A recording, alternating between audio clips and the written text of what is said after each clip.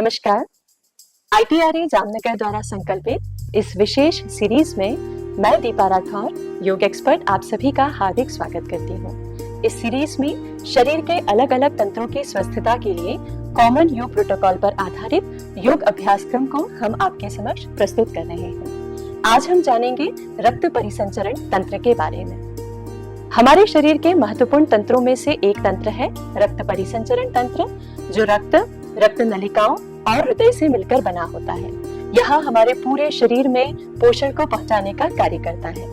लेकिन अनियमित जीवन शैली, मोटापा, तनाव, व्यायाम की कमी और अधिक वसायुक्त भोजन जैसे कई कारणों से इस तंत्र पर गंभीर प्रभाव पड़ता है, जिसके फलस्वरूप उच्च रक्तचाप, हृदय रोग, धमनियों के रोग जैसी समस्याएं उत्पन्न होती हैं। योग अभ्यास हमारे रक्त संचार को संतुलित करते हैं।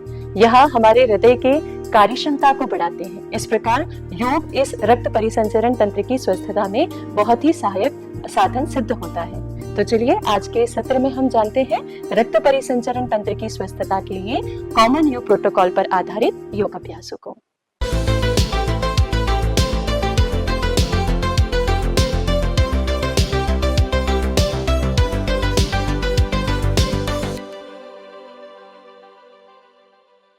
किसी भी आरामदायक स्थिति में बैठ जाएं। गर्दन, पीठ और कमर को सीधा रखें। दोनों हाथों की ज्ञान मुद्रा अथवा ध्यान मुद्रा बनाकर घुटनों पर रखें। नमस्कार की मुद्रा बनाएं। आंखों को कोमलता से बंद करें एवं श्वास को अनुभव करें। धीमा और गहरा श्वास अंदर लें और यथाशक्ति धीमा और गहरा श्वास बाहर छोड़ें। अब श्वास का अनुभव ले रहे मन को प्रेम से भ्रू मध्य में केंद्रित करें। वहां अपने इष्ट देव एवं गुरु महाराज की साक्षात उपस्थिति का अनुभव करें और 3 बार ओमकार का उच्चारण करें। गहरा श्वास अंदर लें। संगच्छध्वं संवदध्वं संवो मनांसि जानताम्।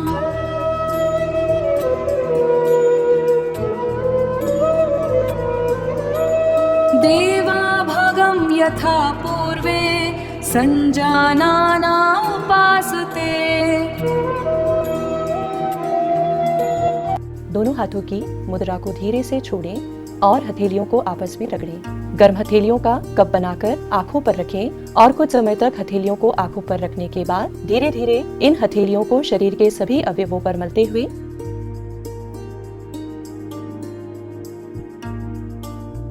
हाथों को नीचे ले आएं। कोमलता से आंखों को खोलें और इस भौतिक दुनिया में वापस आएं। ताड़ आसन। इस आसन की अंतिम स्थिति में शरीर की आकृति ताड़ के वृक्ष के समान होने के कारण इसे ताड़ आसन कहा जाता है।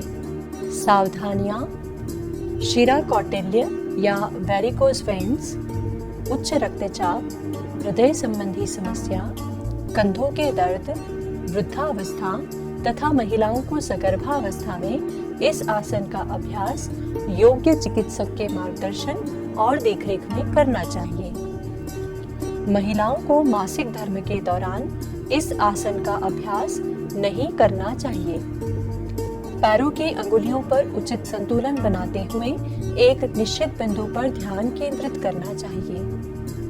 विधि: दोनों पैरों के बीच 2 से 3 इंच का अंतर बनाकर सामान्य स्थिति में खड़े हो जाएं। श्वास लेते हुए दोनों हाथों को कंधों की सीध में आगे की ओर फैलाएं। अंगुलियों को आपस में लॉक करें और हथेलियों को पलट दें। शरीर को सीधा रखते हुए श्वास लेते हुए दोनों हाथों को ऊपर की ओर ले जाएं। इसी दौरान पैर की एड़ियों को जमीन से ऊपर उठाते हुए पैरों के पंजों और अंगुलियों पर शरीर को संतुलित करें। आसन की अंतिम स्थिति में दोनों बाजुएं कानों के समांतर रहें और हाथ कोहनी से न मुड़े। इस तरह पूरे शरीर को ऊपर की ओर खींचें।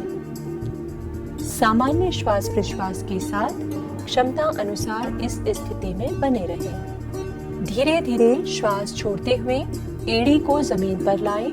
इसी दौरान हाथों को कंधों की सीध में ले आएं। श्वास लेते हुए अंगुलियों के लॉक को खोल दें। श्वास छोड़ते हुए हाथों को शरीर के बगल में लाकर सामान्य स्थिति में वापस आ जाएं। लाभ: ताड़ासन एक निश्चित आयु तक बच्चों की लंबाई बढ़ाने में सहायता करता है।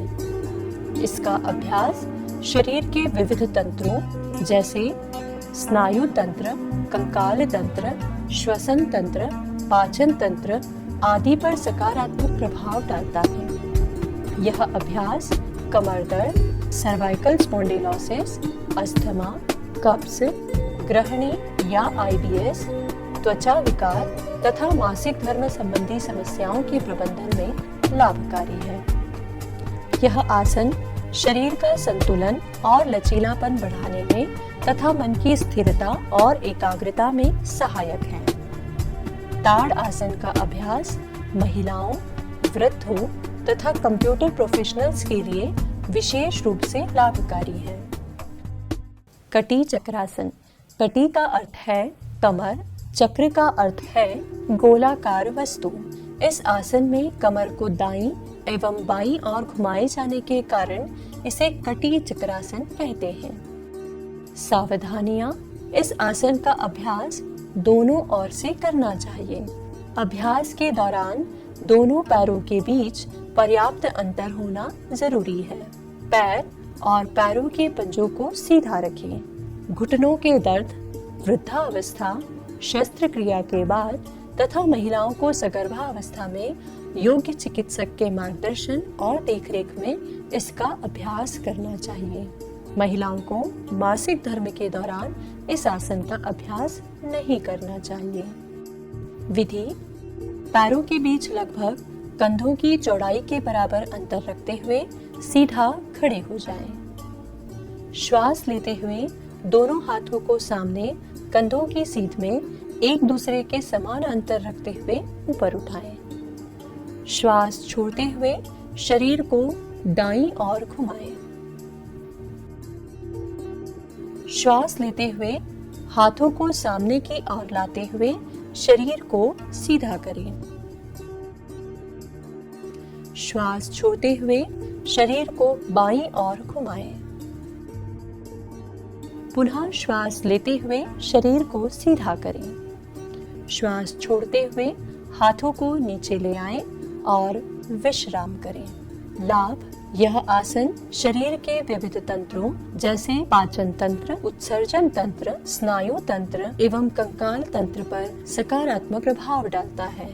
उच्च रक्तचाप, हृदय संबंधी रोगों, संधिवात, कमर दर्द एवं स्थूलता के प्रबंधन हेतु लाभकारी अभ्यास है। इसके अभ्यास से कंधे, गर्दन, हाथ, पेट, पीठ एवं जांघों के स्नायु मजबूत बनते हैं। यह अभ्यास प्रसव अवस्था के दौरान शिशु के जन्म को आसान बनाता है। त्रिकोण आसन। त्रिकोण का अर्थ है 3 कोण वाला।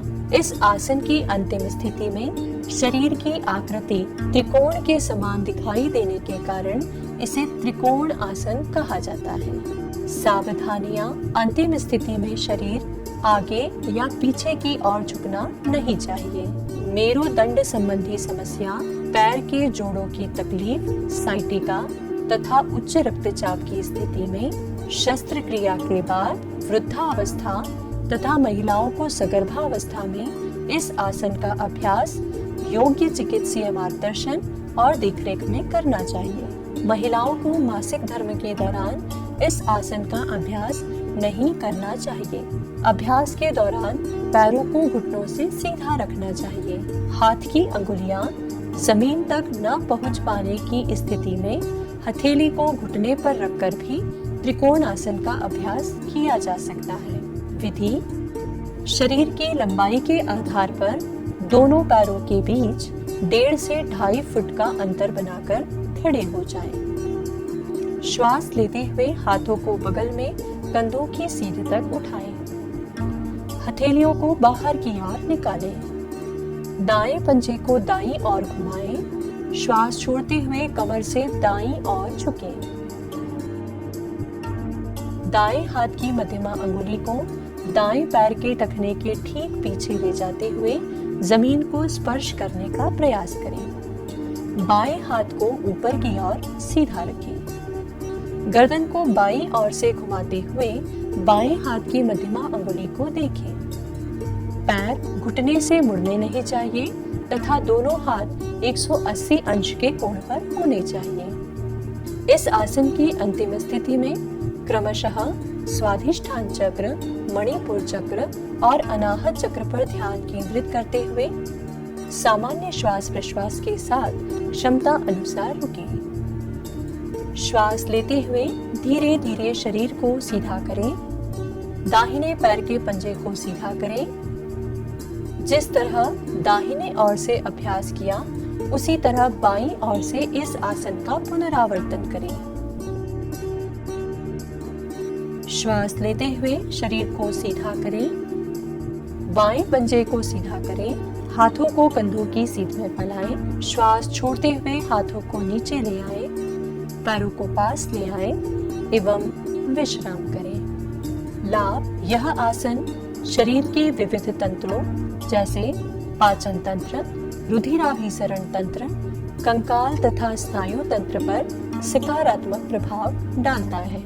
अस्थमा, हृदय रोग, स्थूलता, कमर एवं पीठ दर्द के प्रबंधन में यह लाभकारी है। यह आसन कंधे, पीठ, हाथ एवं पैरों की मांसपेशियों को मजबूत बनाता है।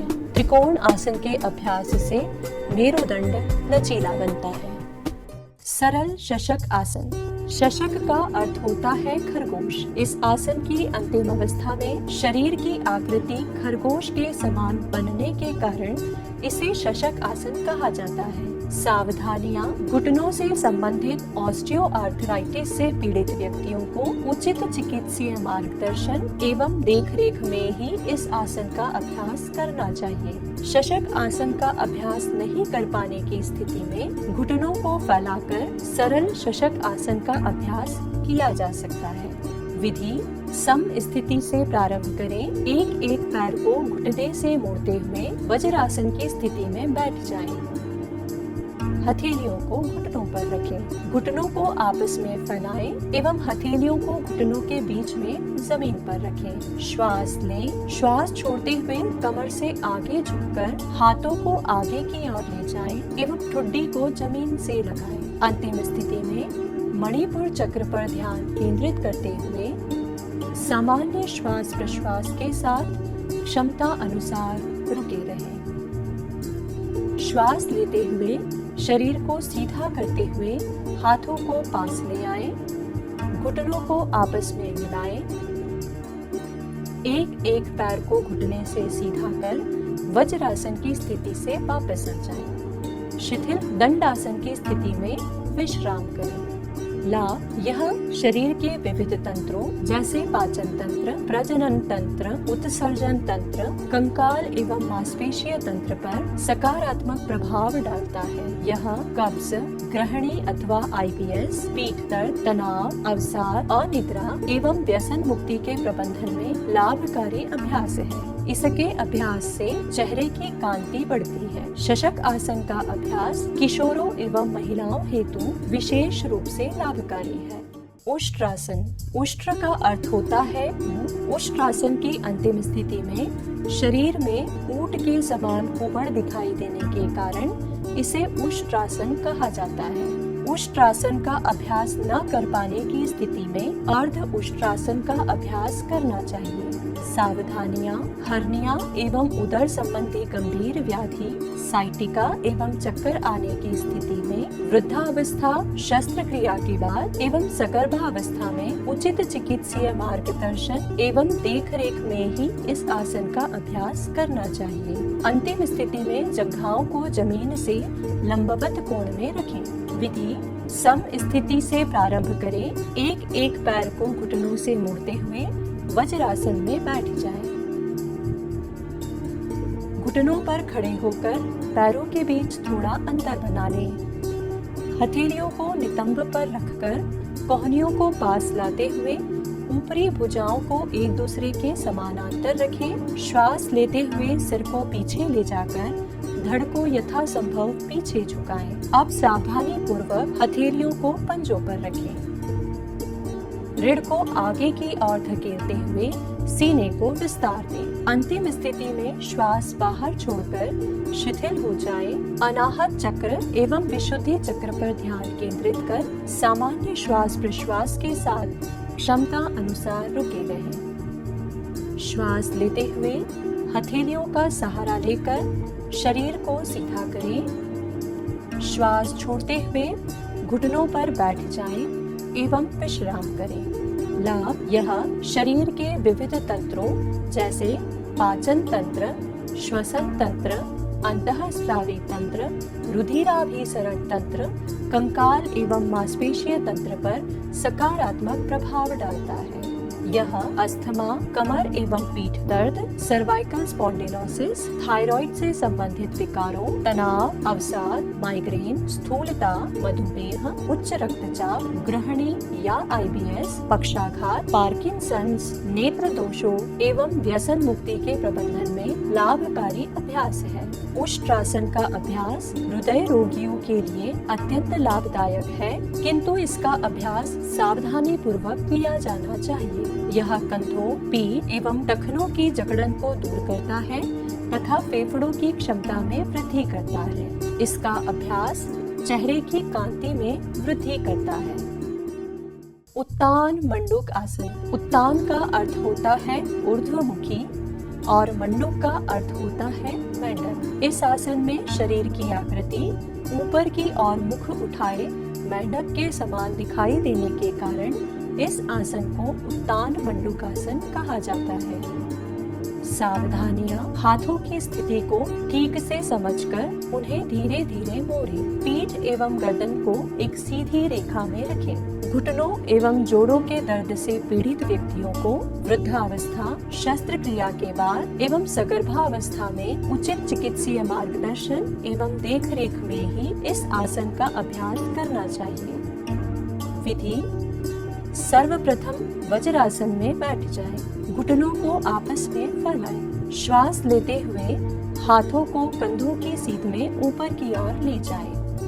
हथेलियों को सामने की ओर रखें। श्वास छोड़ते हुए हाथों को कोहनियों से मोड़कर दाहिनी हथेली को बाएं कंधे एवं बाईं हथेली को दाएं कंधे के पिछले भाग पर रखें।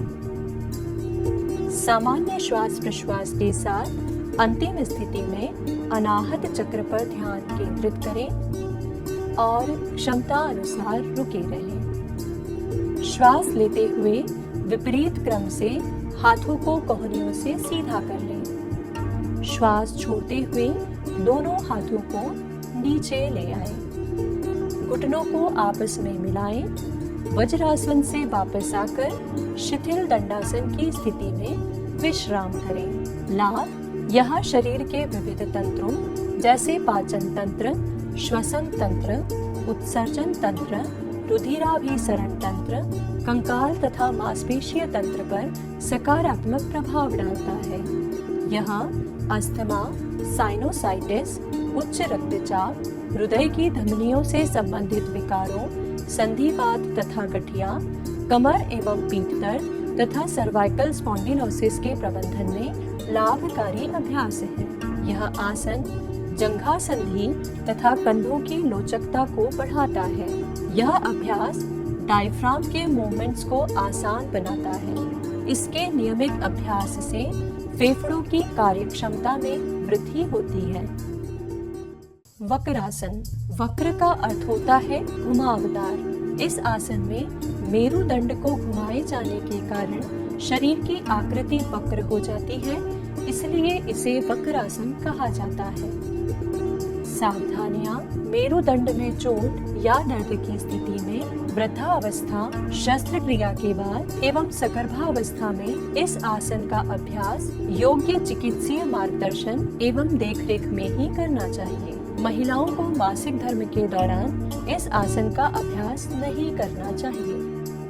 विधि: सम स्थिति से प्रारंभ करें। श्वास लेते हुए बाएं पैर को मोड़कर पंजे को दाएं घुटने के पास रखें। बाएं हथेली को पीठ के पीछे इस प्रकार रखें कि पीठ सीधी बनी रहे। श्वास छोड़ते हुए दाएं हाथ को बाएं घुटने के बाईं ओर से नीचे लाएं। बाएं टखने को पकड़ने का प्रयास करें। सिर को बाईं ओर घुमाते हुए ठुड्डी को कंधे की सीध में लाने का प्रयास करें। अंतिम स्थिति में सामान्य श्वास प्रश्वास के साथ आज्ञा चक्र पर ध्यान केंद्रित कर क्षमता अनुसार रुके रहें। श्वास लेते हुए गर्दन को सीधा करें। दाएं हाथ को शरीर के बगल में ले आए, बाएं हाथ को शरीर के बगल में ले आए। बाएं पैर को घुटने से सीधा करें। शिथिल दंडासन की स्थिति में विश्राम करें। इसी प्रकार दूसरी ओर से इस आसन का पुनरावर्तन करें। लाभ: यह शरीर की विविध प्रणालियों, विशेष रूप से श्वसन तंत्र, पाचन तंत्र, कंकाल तंत्र, अंतःस्रावी तंत्र एवं तंत्रिका तंत्र पर सकारात्मक प्रभाव डालता है। इसका अभ्यास पीठ और रीढ़ को मजबूत एवं लचीला बनाता है और उनके माध्यम से चलने वाली नसों और रक्त वाहिकाओं को लाभ पहुंचाता है। मधुमेह, उच्च रक्तचाप, हृदय रोग, अस्थमा, साइनस संक्रमण, पीठ एवं कमर दर्द तथा गठिया के प्रबंधन में लाभकारी है। यह कब्ज और लीवर की कमजोरी से राहत दिलाता है। यदि इस आसन का अभ्यास बचपन से किया जाए तो बुढ़ापा देरी से आता है। इसके अभ्यास से पेट कम होता है, पित्ताशय, अग्नाशय और गुर्दों की कार्यक्षमता में वृद्धि होती है। उत्तान पाद आसन। यहाँ उत्तान का अर्थ है ऊपर की ओर उठा हुआ एवं पाद का अर्थ है पैर। इस आसन की अंतिम स्थिति में पृष्ठशायी अवस्था में पैरों को जमीन से ऊपर की ओर उठाया जाता है, इसलिए इसे उत्तान पाद आसन कहा जाता है। सावधानियाँ: कंपवात, लकवा, पीठ दर्द, अत्यधिक तनाव, उच्च रक्तचाप, वृद्धावस्था, शस्त्रक्रिया के बाद और महिलाओं को सगर्भावस्था में यह अभ्यास योग्य चिकित्सक के मार्गदर्शन और देखरेख में करना चाहिए। महिलाओं को मासिक धर्म के दौरान इस आसन का अभ्यास नहीं करना चाहिए। पैरों को ऊपर उठाते एवं नीचे लाते समय घुटनों से मोड़े नहीं तथा पैरों के पंजों की अंगुलियां बाहर की ओर होनी चाहिए। अंतिम स्थिति में पैरों को नीचे लाते समय कंधे एवं गर्दन जमीन से उठने नहीं चाहिए और पैरों की एड़ियों को जमीन पर धीरे से रखना चाहिए। विधि: सर्वप्रथम पीठ के बल लेट जाएं। पैरों को आपस में मिलाएं।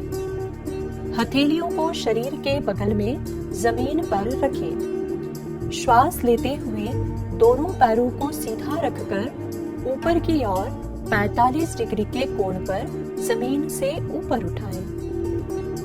सामान्य श्वास प्रश्वास के साथ क्षमता अनुसार रुके रहें और अपना ध्यान मणिपुर चक्र पर केंद्रित करें। श्वास छोड़ते हुए धीरे धीरे पैरों को नीचे ले आएं।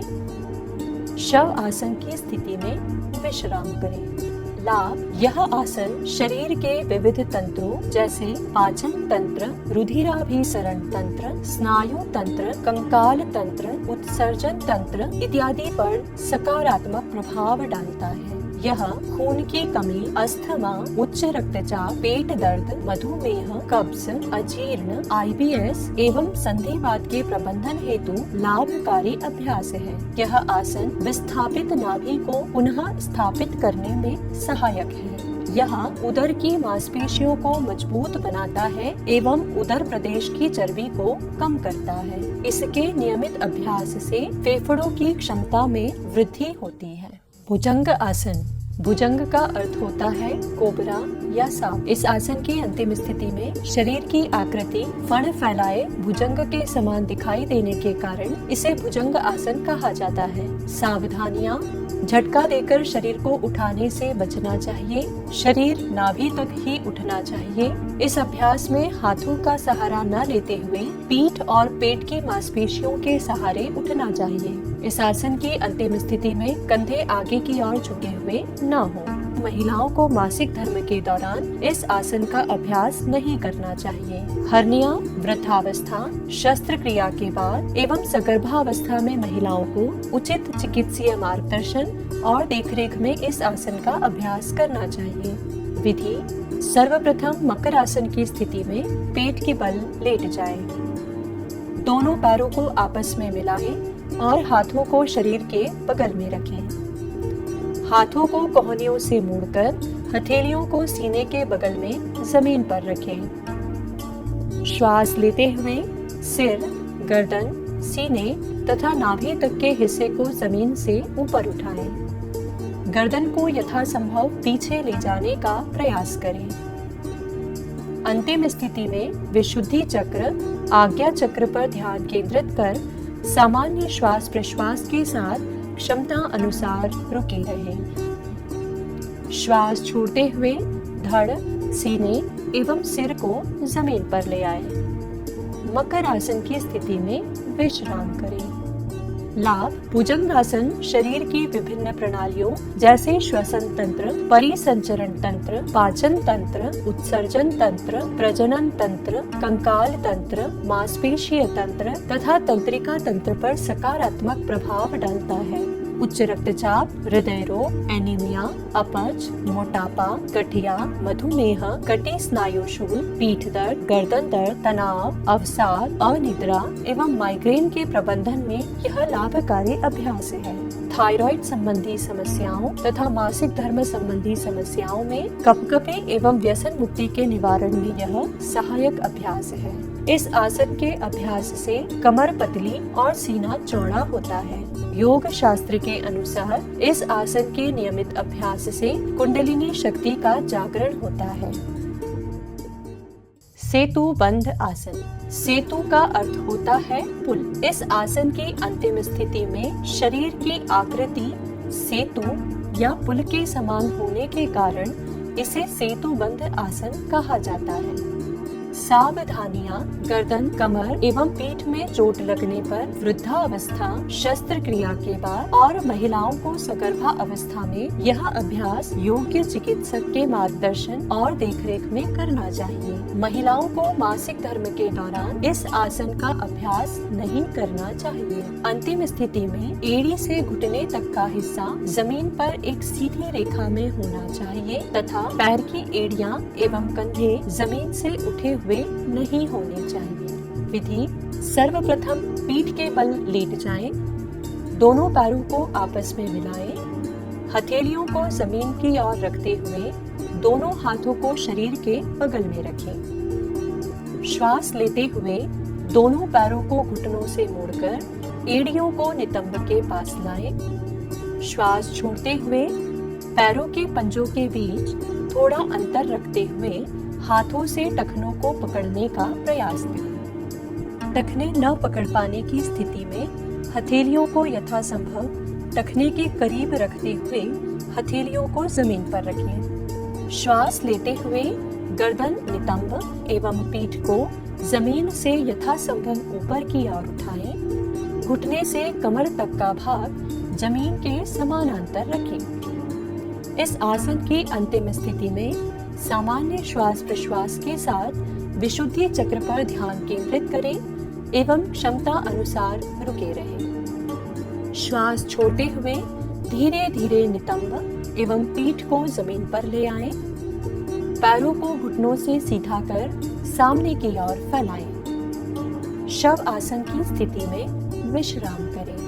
लाभ: यह आसन शरीर के विविध तंत्रों जैसे तंत्रिका तंत्र, स्नायु तंत्र, कंकाल तंत्र, प्रजनन तंत्र एवं उत्सर्जन तंत्र पर सकारात्मक प्रभाव डालता है। यह खून की कमी, स्थूलता या मोटापा, पीठ दर्द, तनाव, अवसाद एवं अनिद्रा के प्रबंधन में लाभकारी है। इसके अभ्यास से मेरुदंड लचीला बनता है। इसके नियमित अभ्यास से फेफड़ों की क्षमता में वृद्धि होती है। यह आसन किशोरों एवं महिलाओं के लिए विशेष रूप से लाभकारी है।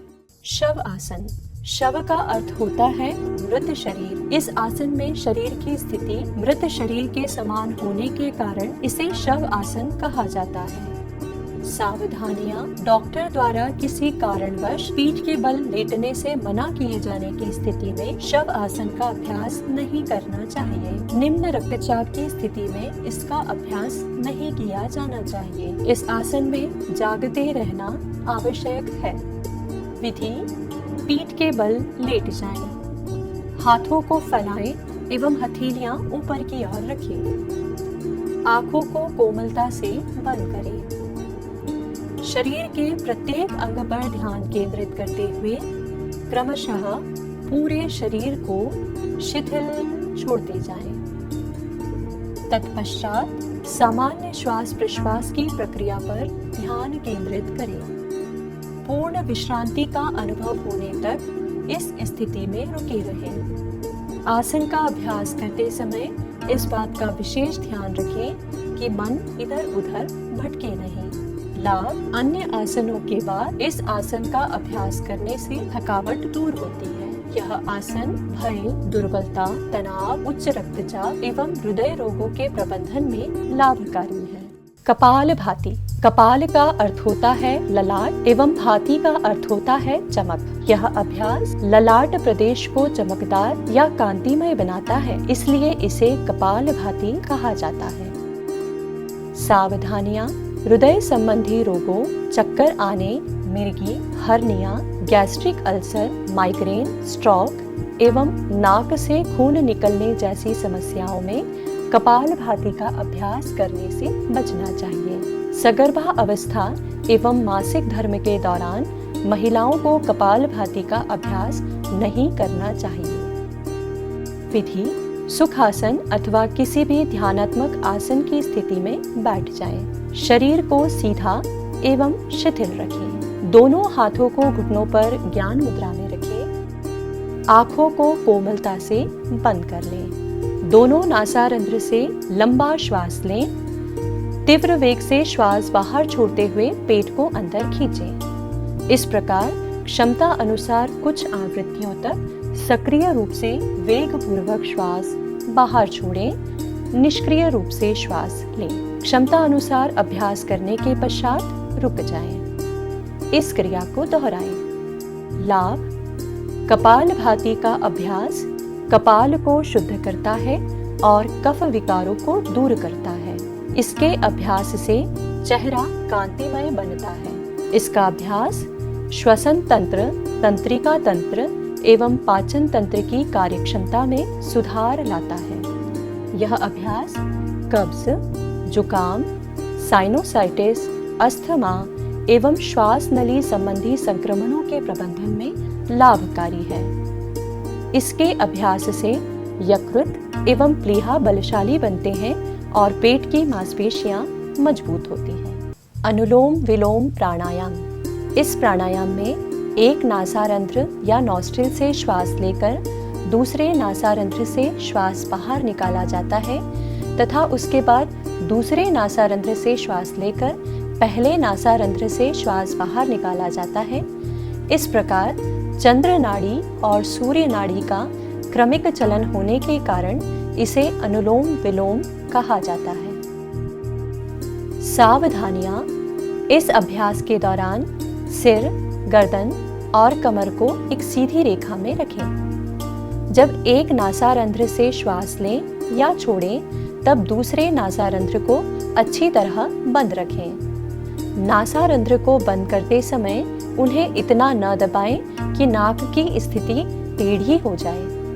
बिना बल लगाए श्वास लें या छोड़ें और इस दौरान किसी प्रकार की आवाज न करें। क्षमता के अनुसार ही श्वास लें और प्रश्वास छोड़ें। इस प्राणायाम का अभ्यास करते समय मन में सात्विक भाव का होना अधिक लाभप्रद होता है। शस्त्रक्रिया के बाद तथा महिलाओं को मासिक धर्म के दौरान इस प्राणायाम का अभ्यास योग्य चिकित्सक के मार्गदर्शन और देखरेख में करना चाहिए। विधि: सुखासन अथवा किसी भी ध्यानात्मक आसन की स्थिति में बैठ जाएं। आंखों को कोमलता से बंद करें। बाएं हाथ की अंगुलियों से ज्ञान मुद्रा बनाकर बाएं घुटने पर रखें। दाएं हाथ की नासिकाग्र मुद्रा अथवा विष्णु मुद्रा बनाएं। दाएं अंगूठे से दाएं नासारंध्र को बंद कर बाएं नासारंध्र से धीरे धीरे श्वास लें। पूरी क्षमता के अनुसार श्वास लेने के बाद अनामिका और कनिष्ठिका यानी अंतिम 2 अंगुलियों से बाएं नासारंध्र को बंद करें और दाएं नासारंध्र से धीरे धीरे श्वास बाहर निकालें। अब दाएं नासारंध्र से धीरे धीरे श्वास लें, फिर इसे अंगूठे से बंद करें एवं अंगुलियों को हटाकर बाएं नासारंध्र से श्वास बाहर निकालें। यह इस प्राणायाम का एक चक्र है। अभ्यास मजबूत होने पर कुंभक के साथ इस प्राणायाम का अभ्यास किया जा सकता है।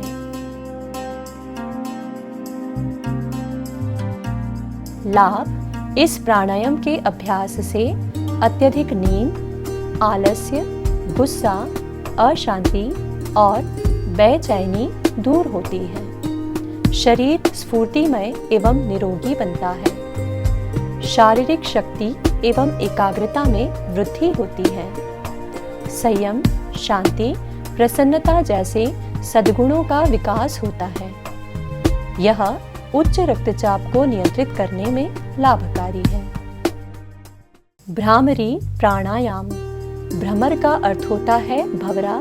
इस प्राणायाम में भंवरे के समान गुंजन होने के कारण इसे भ्रामरी प्राणायाम कहा जाता है। सावधानियां: नाक एवं कान में किसी प्रकार का संक्रमण होने या टॉन्सिलाइटिस की स्थिति में भ्रामरी प्राणायाम का अभ्यास उचित चिकित्सीय मार्गदर्शन एवं देखरेख में करना चाहिए। षणमुखी मुद्रा में इस प्राणायाम का अभ्यास करते समय कोहनियों को यथासंभव बाहर की ओर खींचकर रखें तथा अंगुलियों को अत्यधिक न दबाएं। शस्त्रक्रिया के बाद तथा महिलाओं को मासिक धर्म के दौरान इस प्राणायाम का अभ्यास उचित चिकित्सीय मार्गदर्शन और देखरेख में करना चाहिए। विधि: सुखासन अथवा किसी भी ध्यानात्मक आसन की स्थिति में बैठ जाएं। शरीर को सीधा एवं शिथिल रखें। हाथों को ज्ञान मुद्रा में रखें। आंखों को कोमलता से बंद कर लें। षणमुखी मुद्रा बनाएं, अर्थात तर्जनी को आंखों पर, मध्यमा को नाक पर, अनामिका को नाक एवं ऊपरी होठ के बीच तथा कनिष्ठिका को निचले होठ के नीचे रखकर अंगूठों से कान को बंद करें। लंबी और गहरी श्वास लें।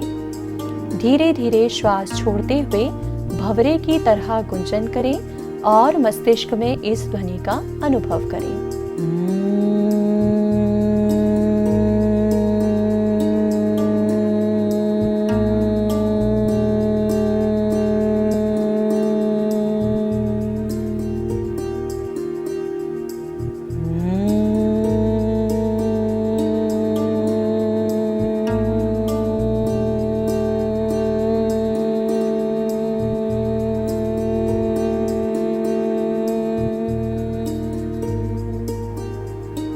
यह इस प्राणायाम का एक चक्र है। लाभ: यह शरीर के विभिन्न तंत्रों जैसे श्वसन तंत्र, तंत्रिका तंत्र, परिसंचरण तंत्र तथा मस्तिष्क पर सकारात्मक प्रभाव डालता है। इसके अभ्यास से चंचल मन शांत होने लगता है।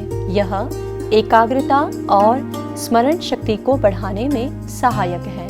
यह प्राणायाम तनाव, चिंता और क्रोध को दूर करने में सहायक है। इसके अभ्यास से आवाज मधुर बनती है। यह गायकों के लिए लाभकारी अभ्यास है।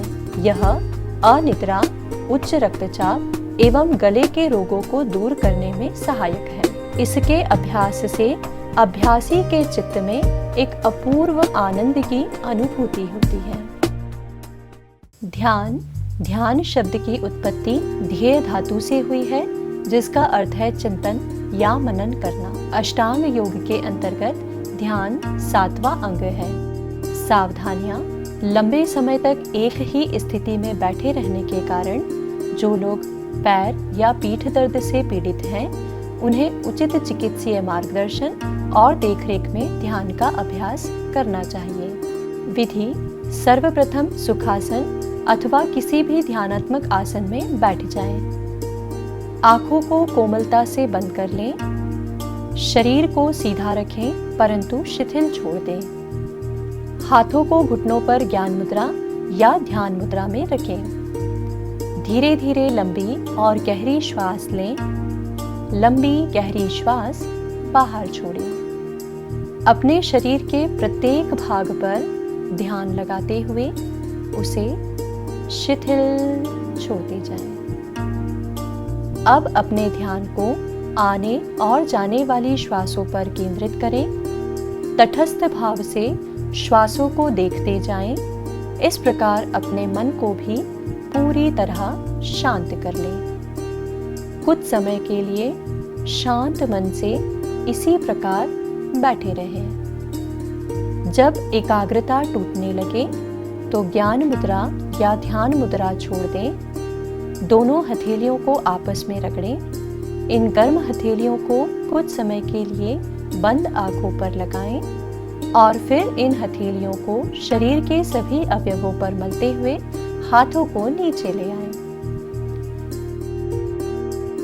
कोमलता से आंखों को खोल लें और पुनः इस भौतिक संसार में लौट आएं। लाभ ध्यान योगाभ्यास का सबसे महत्वपूर्ण घटक है।